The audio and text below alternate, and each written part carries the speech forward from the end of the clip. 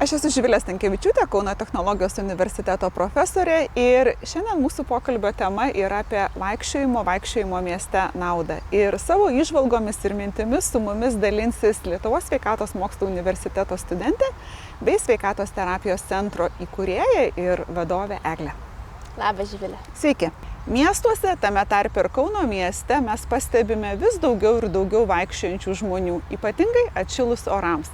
Ir dauguma iš jų vaikšto ne tik tai dėl savo malonumo vakarais arba rytais, bet dauguma iš jų renkasi keliauti į darbą, į universitetą ir grįžti iš darbo ir iš universiteto namo pėsčiomis.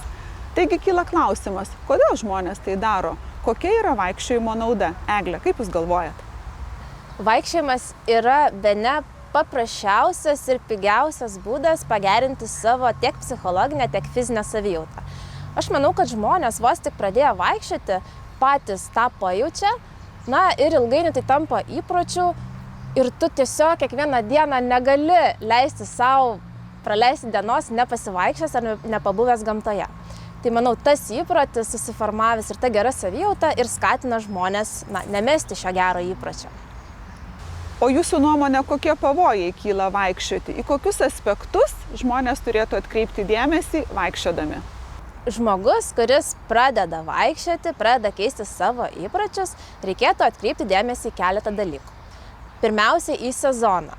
Tai yra, jeigu tai yra žiema, tai atkreipti dėmesį į avalynę, į aprangą. Ir tai turi būti saugus maršrutas. Lygiai tas pats galioja ir pradedantiems vaikščioti vasarą ar pavasarį. Aš labai rekomenduoju žmonėms pasirinkti saugius maršrutus ir tai vėlgi turėtų būti įdomus maršrutas. Tai jeigu norite išlaikyti tą motyvaciją, skatinčiau keisti atstumus, keisti distancijas, mėgautis aplinką ir pasitelkti motyvacijai papildomai kolegas, arba draugus, arba šeimos narius, arba augintinius, kas tikrai padės palaikyti tą motyvaciją, ir iš dalies labiau mėgautis procesu. Labai svarbu atkreipti dėmesį, kad vasarą, tarkim, šiltuoju metų laiku reikėtų užtikrinti, kad būtų pakankamai skysčių vartojimas, taip pat atsižvelgti tai, kad turite būti matomas tamsiu paros metu. Ir visos tos taisyklės, jos galioja visiems sportuojantiems arba fiziškai aktyviems žmonėms, kurie tai daro lauke.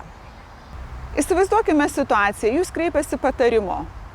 Noriu keisti savo įpročius, noriu pradėti į darbą arba iš darbo vaikščioti pėsčiomis. Nuo ko man pradėti? Kokią strategiją pasirinkti? Kaip prisiversti galbūt netgi save, vietoj to, kad lipti į nuosavą automobilį, išeiti į darbą pėsčiomis? Labai svarbu savo išsikelti tinkamus tikslus ir susiskirstyti juos į mažus, įveikiamus žingsnius. Nepaisant to, kad vaikščiojimas atrodytų labai paprastas dalykas ir visiems mums įveikiamas, tačiau kiekvienas iš mūsų turi tam tikrų ir sveikatos problemų, gali turėti tam tikrų fizinių ypatybių. Tai labai rekomenduoju pradedantiesiems adekvačiai išsikelti atstumus, ir patį maršrutą. Vaikščiojimas pirmiausia turi teikti jums malonumą. Ir tik po to ateina tas fizinis apdovanojimas, išsiskiria mūsų smegenyse dopaminas, serotoninas, kas jau pats savaime sukuria tą norą vėl kartoti. Tai kad tas kartojimas taptų įpročiu ir maloniu įpročiu, pirmiausia atsižvelkite į tai, ar jūsų išsikeltas tikslas, jis yra adekvatus ir jūs galite tai atlikti be didesnių fizinių ir psichologinių pastangų.